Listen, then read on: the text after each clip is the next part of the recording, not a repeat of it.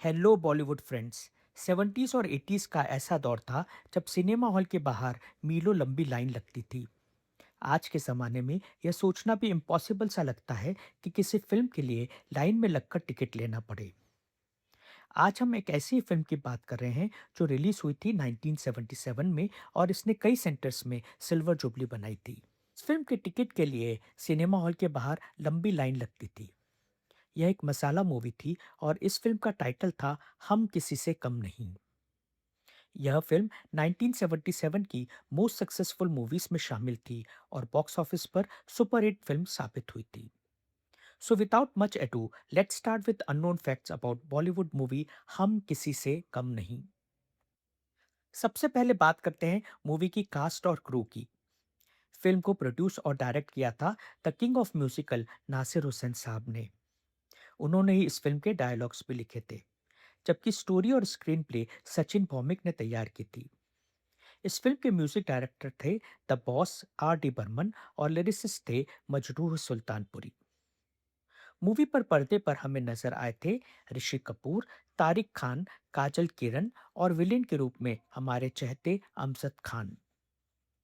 यही नहीं, फिल्म में जीनत अमान और अजीत खान के जबरदस्त स्पेशल अपीयरेंस भी थे। टेक्निकल साइड पर देखें तो फिल्म की सिनेमेटोग्राफी की थी मुनीर खान ने और एडिटर थे बाबू लवांडे। दोस्तों, अब नजर डालते हैं इस मूवी से जुड़े कुछ अननोन फैक्ट्स के बारे में। जैसा कि हमने आपको बताया, इस मूवी के प्रोड्यूसर और डायरेक्टर थे नासिर हुसैन। नासिर हुसैन 60s और 70s में बहुत सक्सेसफुल डायरेक्टर थे। उन्होंने कई सुपरहिट मूवीज दी थी, जैसे दिल दे के देखो, तीसरी मंजिल, प्यार का मौसम, कारवां, यादों की बारात एक्सेट्रा। हम किसी से कम नहीं भी उसी कैटेगरी की मूवी थी, जो कि बॉक्स ऑफिस पर काफी सक्सेसफुल साबित हुई थी। अनफॉर्चुनेटली यह मूवी नासिर हुसैन की लास्ट सक्सेसफुल मूवी बनकर रह गई, क्योंकि इसके बाद उन्होंने जितनी भी मूवीज बनाई, जैसे समाने को दिखाना है, मंजिल मंजिल, जबरदस्त, ये सभी मूवी बॉक्स ऑफिस पर कुछ ज्यादा कमाल नहीं दिखा पाई। नासिर हुसैन के बारे में यह किस्सा मशहूर है कि शम्मी कपूर उनके बारे में कहते थे कि वे एक स्क्रिप्ट लेकर बॉम्बे आए थे और उन्होंने उसी स्क्रिप्ट से कई मूवीज बनाई। उनकी हर फिल्म के अंदर हीरो हीरोइन से अपनी रियल आइडेंटिटी छुपाकर मिलता है। हीरोइन उससे प्यार करने लगती है और आखिरी में हीरो की आइडेंटिटी खुलती है। कुछ ड्रामा के बाद हीरो हीरोइन यूनाइट हो जाते हैं। यहाँ हम आपको यह भी बताते हैं कि नासिर हुसैन मशहूर सुपरस्टार आमिर खान के ताया जी हैं। इनफैक्ट आमिर खान ने अपने करियर की शुरुआत उन्हीं की फिल्म यादों की बारात से एज अ चाइल्ड आर्टिस्ट शुरू की थी और एडल्ट होने के बाद वे उन्हें असिस्टेंट डायरेक्टर के रूप में ज्वाइन कर चुके थे, फिल्मों में हीरो बनने से पहले। नासिर हुसैन ने ही उन्हें अपनी फिल्म कयामत से कयामत तक में कास्ट किया था, जो आमिर खान की पहली सुपरहिट फिल्म साबित हुई थी और उसने उनके करियर को एस्टेब्लिश करने में बहुत इंपॉर्टेंट रोल प्ले किया था। इस फिल्म की कास्ट कैसे फाइनल हुई, यह भी बहुत इंटरेस्टिंग है। यादों की बारात की सक्सेस के बाद नासिर हुसैन ने हम किसी से कम नहीं फिल्म बनाने का फैसला किया। फिल्म की स्टोरी में दो हीरो की जरूरत थी। तारिक नासिर हुसैन के भांजे हैं, जो उनके साथ पहले भी यादों की बारात में काम कर चुके थे। नासिर हुसैन उन्हें फिल्म इंडस्ट्री में एस्टैब्लिश करना चाहते थे, तो एक हीरो के रोल में उन्होंने तारिक को फाइनल किया। दूसरे हीरो के रोल के लिए वे अपने यादों की बारात के हीरो विजय अरोड़ा को ही रिपीट करना चाहते थे, पर उन दिनों विजय अरोड़ा की मार्केट वैल्यू ठीक नहीं चल रही थी। यादों की बारात के बाद उनकी कोई भी मूवी बॉक्स ऑफिस पर कमाल नहीं दिखा पाई थी। मूवी को सेलेबल बनाने के लिए जरूरत थी एक स्टार की। 1977 तक ऋषि कपूर एक बहुत बड़े स्टार बन चुके थे। उनकी डेब्यू फिल्म बॉबी के बाद खेल खेल में रफू चक्कर और लैला मजनू ने उन्हें रातों रात सुपरहिट बना दिया था और नासिर हुसैन जानते थे कि अगर उन्हें यंग ऑडियंस को खींचना है तो ऋषि से बेहतर कोई नहीं। तो नासिर हुसैन ने उन्हें मेन हीरो का रोल ऑफर करा, जिसे उन्होंने एक्सेप्ट कर लिया। हीरोज तो फाइनल हो गए, पर असली चैलेंज था एक नई हीरोइन को ढूंढना। नासिर हुसैन इस मूवी के लिए एक नया चेहरा चाहते थे। उनकी तलाश खत्म हुई काजल किरण पर। नासिर हुसैन साहब ने काजल किरण को इस फिल्म के जरिए बॉलीवुड में इंट्रोड्यूस किया।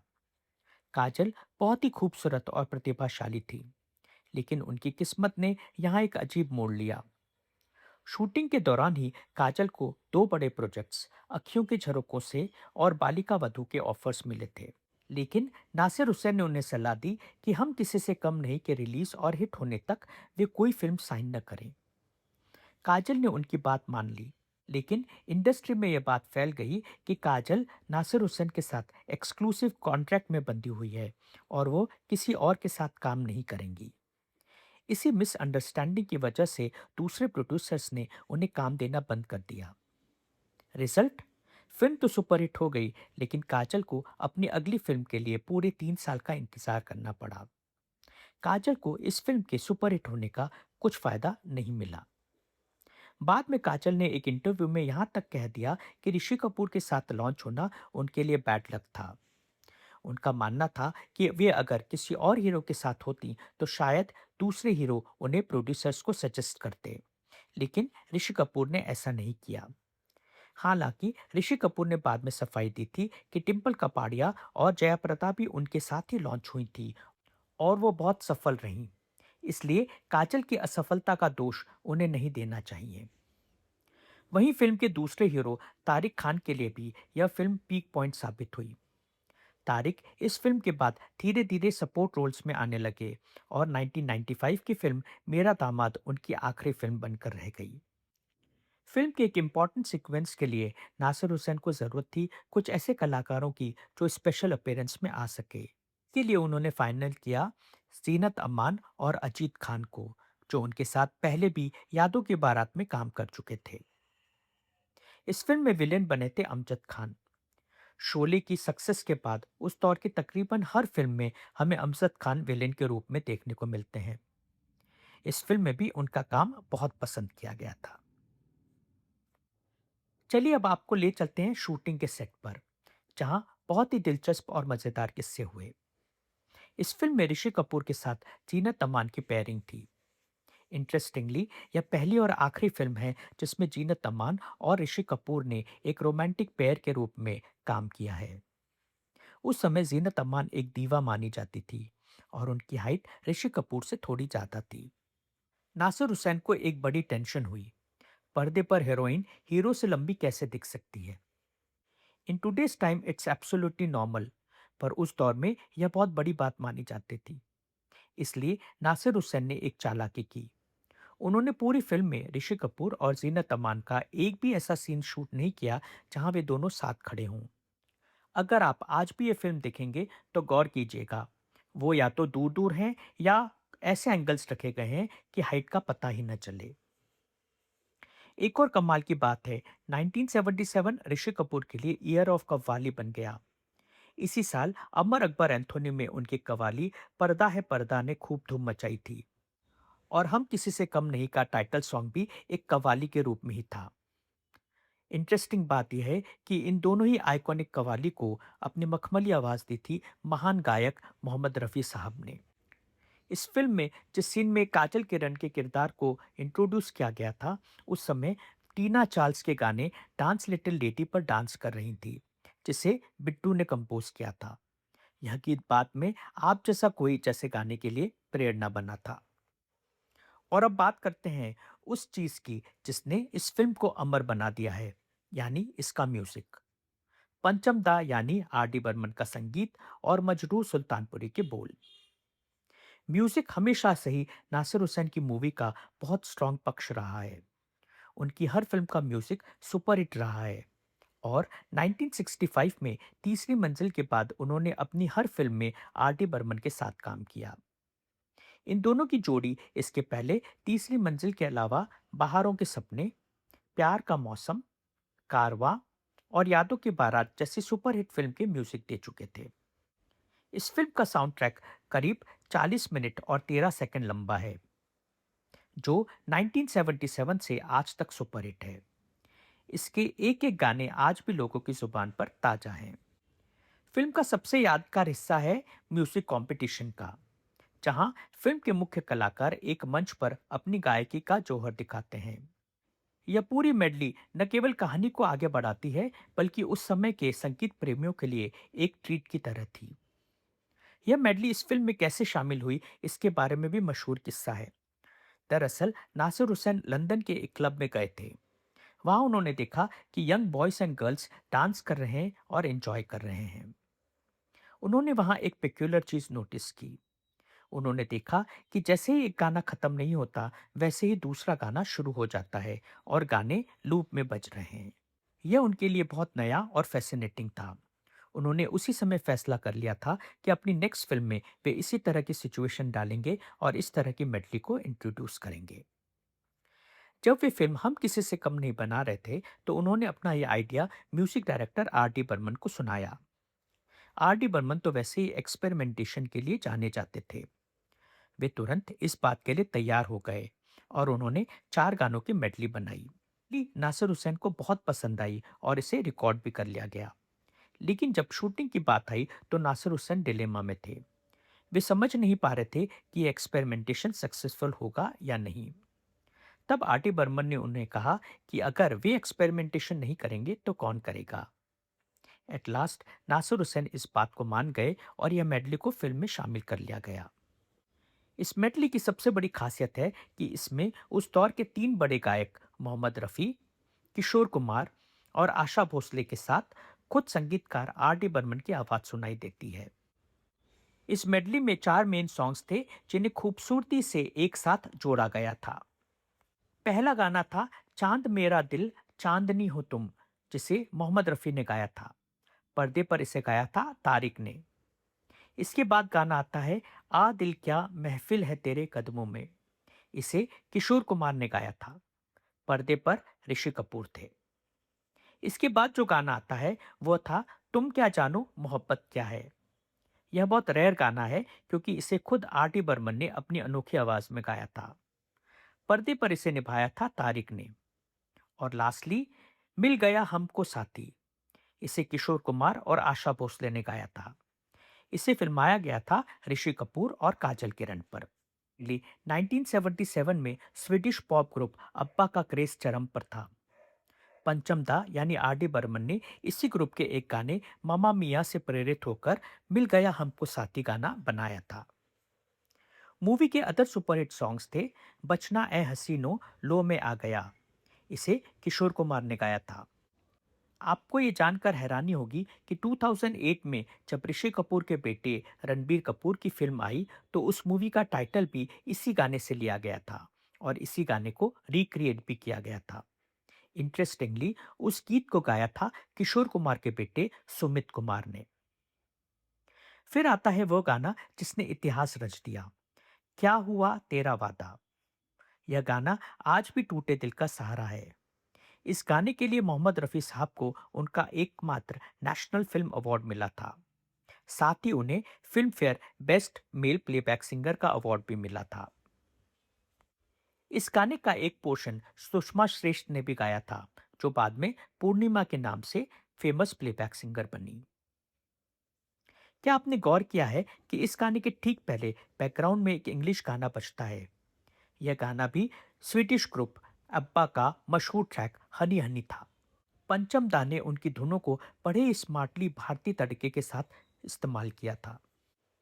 नेक्स्ट सॉन्ग है कव्वाली, है अगर दुश्मन दुश्मन जमाना गम नहीं गम नहीं। यह सिर्फ एक गाना नहीं, बल्कि बॉलीवुड की सबसे आइकॉनिक कव्वाली में से एक है। इसे मोहम्मद रफ़ी और आशा भोसले ने बेहतरीन तरीके से गाया है। शास्त्रीय संगीत के शौकीन के लिए मजेदार किस्सा यह है कि यह कव्वाली राग कलावती पर आधारित है। जहां फिल्म में एक तरफ वेस्टर्न पॉप था, वहीं कव्वाली में रागों का इस्तेमाल करना आर डी बर्मन की जीनियस को दर्शाता है। इस कव्वाली में पर्दे पर नजर आए थे ऋषि कपूर और जीनत अमान। ये लड़का हाय अल्लाह कैसा है दीवाना, आशा भोसले और मोहम्मद रफ़ी की आवाज में यह गाना बहुत ही प्यारा और चुलबुला है। इसे काजल किरण और तारिक खान पर फिल्माया गया था। यह गाना आशा भोसले के सबसे लोकप्रिय गीतों में शामिल है। और लास्टली हमको तो यारा तेरी यारी जान से प्यारी। यह गाना आशा भोसले के साथ किशोर कुमार ने गाया था। इसे पिक्चराइज किया गया था काजल किरण और ऋषि कपूर पर। इस फिल्म की सक्सेस में इसके म्यूजिक का बहुत ही बड़ा कंट्रीब्यूशन था। इनफैक्ट अगर ये कहा जाए कि यह फिल्म अपने म्यूजिक के कारण ही हिट हुई थी, तो it will not be a wrong statement. अब हम आते हैं उस सवाल पर जो हर मूवी बफ जानना चाहता है। फिल्म ने पैसे कितने कमाए? हम किसी से कम नहीं का बजट करीब 1 करोड़ 25 लाख रुपए था। उस जमाने में यह बहुत बड़ा बजट माना जाता था। इस फिल्म ने इंडिया में 4 करोड़ 25 लाख रुपए का नेट कलेक्शन किया था। अगर वर्ल्ड वाइड कलेक्शन की बात की जाए तो यह आंकड़ा करीब 8 करोड़ 50 लाख रुपए तक पहुंचता है। इन आंकड़ों की वजह से ही यह फिल्म एक सुपरहिट फिल्म साबित हुई। लेकिन 1977 का साल मनमोहन देसाई के नाम रहा, जिन्होंने 4 सुपरहिट फिल्म्स दी थी। टॉप 5 में 4 फिल्म उन्हीं के द्वारा डायरेक्टेड थी और पांचवी फिल्म थी हम किसी से कम नहीं। आइए देखते हैं 1977 की टॉप 5 फिल्मों की लिस्ट। नंबर 1 पर थी अमर अकबर एंथोनी। नंबर 2 पर धर्मवीर। नंबर 3 पर हम किसी से कम नहीं। नंबर 4 पर परवरिश और नंबर 5 पर चाचा भतीजा। मजेदार बात यह है कि टॉप 3 में से 2 फिल्में ऋषि कपूर की थी और दो फिल्में अमिताभ बच्चन और धर्मेंद्र की थी। इससे पता चलता है कि उस समय ऋषि कपूर की स्टार वैल्यू 7वें आसमान पर थी। अब बात करते हैं इस फिल्म से जुड़े अवार्ड्स के बारे में। मोहम्मद रफ़ी साहब के लिए यह फिल्म बहुत यादगार रही। क्या हुआ तेरा वादा गाने के लिए उन्हें करियर का पहला और आखिरी नेशनल फिल्म अवार्ड मिला। साथ ही उन्हें इस साल का film fair best male playback singer का अवार्ड भी दिया गया। सिर्फ संगीत ही नहीं, फिल्म का टेक्निकल टीम को भी बहुत सराहा गया। मुनीर खान ने बेस्ट सिनेमेटोग्राफी का अवार्ड जीता और शांति दास को बेस्ट आर्ट डायरेक्शन का अवार्ड मिला। हालांकि आर डी बर्मन को बेस्ट म्यूजिक और मजरू सुल्तानपुरी को बेस्ट लिरिसिस्ट का नॉमिनेशन मिला, लेकिन वे जीत नहीं पाए। संगीत का अवार्ड उस साल लक्ष्मीकांत प्यारेलाल ने फिल्म अमर अकबर एंथोनी के लिए जीता। इस फिल्म की लेगेसी आज भी जिंदा है। क्या आपको पता है कि 1997 में आई फिल्म बेताबी इसी फिल्म का रीमेक थी? इसमें अरशद वारसी ने वही रोल निभाया था जो मूल फिल्म में ऋषि कपूर ने निभाया था और चंद्रचूड़ ने तारिक वाला रोल प्ले किया था। ईयर 2002 में इसी नाम की एक और फिल्म आई थी जिसमें अमिताभ बच्चन और अजय देवगन थे, लेकिन उस फिल्म का 1977 वाली फिल्म से कुछ लेना देना नहीं था, टाइटल के अलावा। इसके अलावा 2000 की फिल्म बचना है हसीनों के बारे में हमने बताया ही, जिसने इस फिल्म की यादों को ताज़ा कर दिया। सो फ्रेंड्स, यह थी हम किसी से कम नहीं की पूरी कहानी। एक ऐसी फिल्म जिसने संगीत, रोमांस और एक्शन का ऐसा संगम दिखाया जो आज भी बेमिसाल है। आपको इस फिल्म के बारे में कौन सा हिस्सा सबसे ज्यादा अच्छा लगा? क्या आप चाहते हैं कि हम ऐसी एवरग्रीन फिल्मों की दास्तान लेकर आएं? हमें कमेंट में जरूर बताएं। एमएम टॉक्स पर हमारा प्रयास है कि हम इस तरह की इंटरेस्टिंग बातें आप तक पहुंचाएं। अगर आपको हमारा यह प्रयास पसंद आ रहा है तो वीडियो को लाइक करें और इसे अपने दोस्तों के साथ शेयर करें। साथ ही चैनल को सब्सक्राइब करना ना भूलें। Also press the bell icon so you never miss an update. तो फ्रेंड्स, मिलते हैं अगले वीडियो में। तब तक के लिए चाओ। If you are interested to know who are the greatest male playback singers of all time, we have created a 2-part series. The link is there in the description. Also, if you are interested in knowing who are the top 10 Bollywood actors and actresses of all time, we have created videos for the same. The link is in the description. Please watch and share your comments.